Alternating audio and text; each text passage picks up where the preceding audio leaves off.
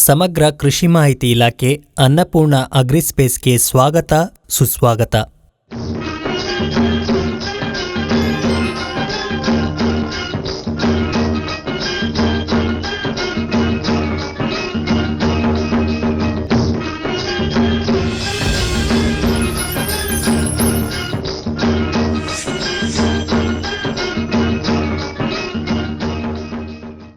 ಈ ವಿಭಾಗದಲ್ಲಿ ನಾವು ನೋಡುವ ಮೊದಲ ಪೋಷಕಾಂಶಗಳಲ್ಲಿ ಒಂದಾಗಿದೆ ರಂಜಕ.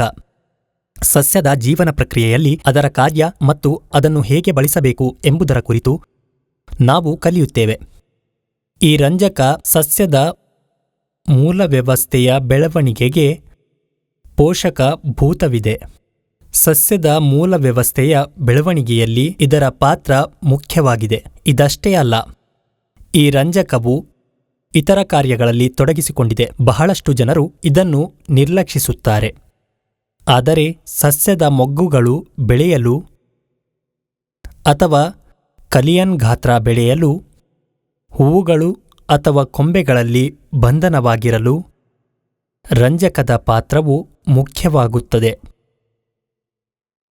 ರಂಜಕದ ಪಾತ್ರ ಸಸ್ಯದ ಮೂಲ ವ್ಯವಸ್ಥೆಯಲ್ಲಿ ಮಾತ್ರವಲ್ಲ, ಅದರೊಂದಿಗೆ ಮೊಗ್ಗಿನ ಬೆಳವಣಿಗೆಯಲ್ಲಿ, ಮೊಗ್ಗು ಹೂವಾಗುವುದರಲ್ಲಿ, ಹೂವು ಮತ್ತು ಕೊಂಬೆಯ ನಡುವೆ ಬಂಧದ ರಚನೆಯಲ್ಲಿ ಮತ್ತು ಹೂವುಗಳು ಉದುರದಂತೆ ಹೂವುಗಳು ಹಣ್ಣುಗಳಾಗಿ ಪರಿವರ್ತಿಸುವಲ್ಲಿ ರಂಜಕದ ಪಾತ್ರ ಮುಖ್ಯವಾಗಿದೆ. ಇದನ್ನು ತಿಳಿಯದೆ ನಾವು ರಂಜಕ ಆಧಾರಿತ ರಸಗೊಬ್ಬರಗಳಾದ DAP ಬಿತ್ತನೆ ಮಾಡುವ ಮೊದಲು ಅದನ್ನು ನೆಲದಲ್ಲಿ ಇರಿಸಿ ಆಗಮನದ 20-25 ದಿನಗಳ ನಂತರ ಸಸ್ಯವು ರಂಜಕವನ್ನು ಹೀರಿಕೊಳ್ಳುವುದಿಲ್ಲ ಎಂದು ಅನೇಕ ಜನರು ಹೇಳುತ್ತಾರೆ. ಆದರೆ ಅದು ಹಾಗಲ್ಲ. ಇಲ್ಲಿ ಸಸ್ಯವು ರಂಜಕವನ್ನು ಹೀರಿಕೊಳ್ಳುವುದಿಲ್ಲ, ಅದನ್ನು ಒಪ್ಪಿಕೊಳ್ಳುವ ಸ್ಥಿತಿಯಲ್ಲಿ ಸ್ಥಾವರ ಇರುವುದಿಲ್ಲ. ಇದು ಹೀಗಾಗುತ್ತದೆ. ನಾವು ಬಳಕೆಯಲ್ಲಿರುವ ರಾಸಾಯನಿಕ ಗೊಬ್ಬರಗಳಲ್ಲಿ DAP ಅತ್ಯಂತ ಸೂಕ್ಷ್ಮವಾಗಿದೆ. ಅಷ್ಟೇ ಅಲ್ಲ, ಅದರ ರೂಪ ಬದಲಾದರೆ ಇದು ದೊಡ್ಡ ಹಾನಿ ಉಂಟು ಮಾಡುತ್ತದೆ. DAP ಅದನ್ನು ನೆಲಕ್ಕೆ ಹಾಕುವ ಸಮಯದಲ್ಲಿ ಹೆಚ್ಚು ಕಾಲ ಅದು DAP ರೂಪದಲ್ಲಿ ಇರುವುದಿಲ್ಲ. 15 ದಿನಗಳಲ್ಲಿ ಅದರ ನೋಟವು ಬದಲಾಗಲು ಪ್ರಾರಂಭವಾಗುತ್ತದೆ. ಅರ್ಥಾತ್ DAP ಉಪ್ಪಿನ ರೂಪದಲ್ಲಿ ಬದಲಾಗುತ್ತದೆ. ಇದು 15 ದಿನಗಳಲ್ಲಿ ಬದಲಾಗುತ್ತದೆ. ಇಲ್ಲಿ ಮುಖ್ಯವಾಗಿ ಅನೇಕ ರೈತರು ಬಿತ್ತನೆ ಮಾಡುವ 15 ದಿನಗಳ ಮೊದಲು ಭೂಮಿಗೆ DAP ಹಾಕುವ ತಪ್ಪು ಮಾಡುತ್ತಾರೆ.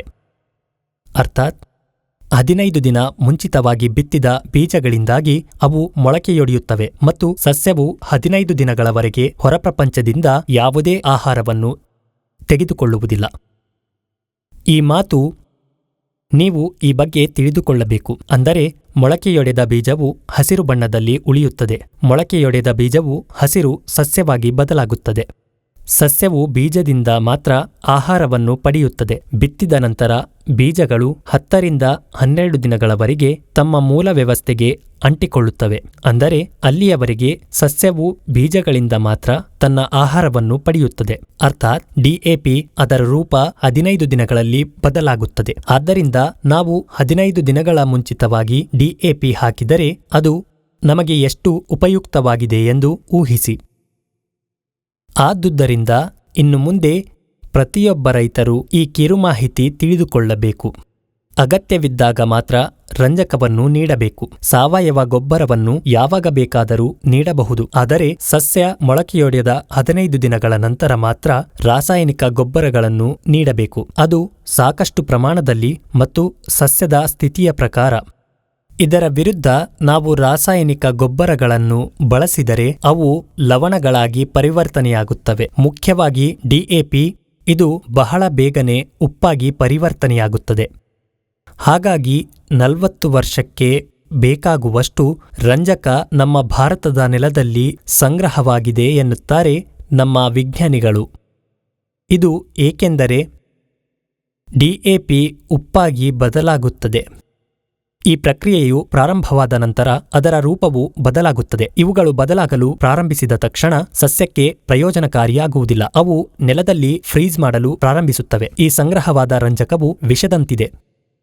ಇದರಲ್ಲಿ ಬ್ಯಾಕ್ಟೀರಿಯಾ ಬೆಳೆಯಲು ಪರಿಸರವು ಅನುಕೂಲಕರವಾಗಿರುವುದಿಲ್ಲ. ಯಾವುದೇ ರೀತಿಯಲ್ಲಿ ನಷ್ಟ ಉಂಟಾಗುತ್ತದೆ. ಆದ್ದರಿಂದ ಸಸ್ಯದ ಪರಿಸ್ಥಿತಿಗಳಿಗೆ ಅನುಗುಣವಾಗಿ ನಾವು ರಂಜಕದ ಪ್ರಮಾಣವನ್ನು ನೀಡಬೇಕು. ಬೀಜಗಳು ಬಿತ್ತುವ ಮೊದಲು ಅಲ್ಲ, ಬೀಜಗಳನ್ನು ಬಿತ್ತುವ ಮೊದಲು ರಂಜಕವನ್ನು ನೀಡುವುದರಿಂದ ನಮಗೆ ಹೆಚ್ಚಿನ ಹಾನಿ ಉಂಟಾಗುತ್ತದೆ. ಅಂತಹ ವಿಷಯಗಳನ್ನು ನಂಬಬೇಡಿ. ಅಂದರೆ ಸಸ್ಯದ ಈ ಹಂತದಲ್ಲಿ ರಂಜಕವನ್ನು ನೀಡಿದರೆ ಸಸ್ಯವು ಅದನ್ನು ಹೀರಿಕೊಳ್ಳುವುದಿಲ್ಲ.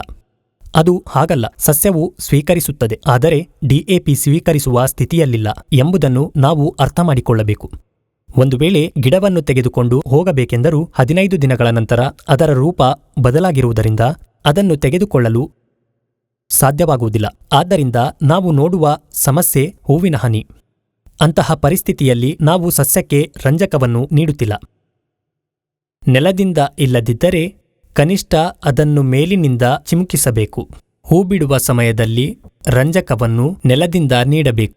ಇಲ್ಲದಿದ್ದರೆ ಮೇಲಿನಿಂದ ಸಿಂಪಡಿಸಬೇಕು. ಆಗ ಮಾತ್ರ ಮೊಗ್ಗುಗಳು ಚೆನ್ನಾಗಿ ಬೆಳೆಯುತ್ತವೆ. ಅನೇಕ ಮೊಗ್ಗುಗಳು ಕಾಣಿಸಿಕೊಳ್ಳುತ್ತವೆ ಮತ್ತು ಅವು ಹೂಗಳಾಗಿ ಬದಲಾಗುತ್ತವೆ ಮತ್ತು ಹಣ್ಣುಗಳಾಗಿ ಬೆಳೆಯುತ್ತವೆ. ಇದಷ್ಟೇ ಅಲ್ಲ, ಹೂ ಬಿಡುವ ಹಂತದಲ್ಲಿ ರಂಜಕದ ಉಪಸ್ಥಿತಿಯು ಮೊಗ್ಗು ಮತ್ತು ಶಾಖೆಗಳ ನಡುವಿನ ಬಂಧನವನ್ನು ಬಲಪಡಿಸುತ್ತದೆ. ಅವು ಬೀಳುವುದಿಲ್ಲ, ಅವು ಹಣ್ಣುಗಳಾಗಿ ಬದಲಾಗುತ್ತವೆ. ಸಸ್ಯಗಳು ಹೂ ಬಿಡುವ ಸಮಯದಲ್ಲಿ ರಂಜಕವನ್ನು ಪಡೆಯದಿದ್ದರೆ ಹೂವುಗಳು ಬೀಳಲು ಪ್ರಾರಂಭಿಸುತ್ತವೆ. ನೀವು ಹೂವುಗಳು ಉದುರುವುದನ್ನು ತಡೆಯಲು ಯಾವುದಾದರೂ ಔಷಧವನ್ನು ಸಿಂಪಡಿಸುತ್ತಲೇ ಇರುತ್ತೀರಿ. ಆದರೆ ಇದು ಸರಿಯಲ್ಲ. ಆ ಸಮಯದಲ್ಲಿ ರಂಜಕವನ್ನು ನೀಡಬೇಕು. ಆಗ ಮಾತ್ರ ಮೊಗ್ಗುಗಳು ಕಾಣಿಸಿಕೊಳ್ಳುತ್ತವೆ. ಅವುಗಳ ನಡುವೆ ಸಂಬಂಧಗಳನ್ನು ನಿರ್ಮಿಸುವ ಮೂಲಕ ಅವು ಹಣ್ಣುಗಳಾಗಿ ಬದಲಾಗುತ್ತವೆ.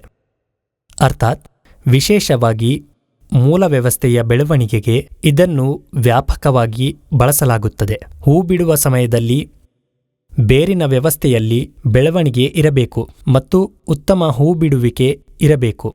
ಅರ್ಥಾತ್ ಬೆಳವಣಿಗೆಯ ಹಂತದಲ್ಲಿ ಮೂಲ ವ್ಯವಸ್ಥೆಯು ಹೆಚ್ಚಾಗುತ್ತದೆ. ಬೆಳವಣಿಗೆಯ ಹಂತದಲ್ಲಿ ಮತ್ತು ಹೂ ಬಿಡುವ ಸಮಯದಲ್ಲಿ ಹೆಚ್ಚಿನ ರಂಜಕ ಅಗತ್ಯವಿರುತ್ತದೆ. ಏಕೆಂದರೆ ಆ ಸಮಯದಲ್ಲಿ ಹೂ ಬಿಡುವಿಕೆಯು ಸಂಭವಿಸಲು ಮತ್ತು ಬೇರಿನ ವ್ಯವಸ್ಥೆಯು ಬೆಳೆಯಲು ರಂಜಕ ಅಗತ್ಯವಿದೆ. ಎರಡೂ ಅಗತ್ಯವಿದೆ.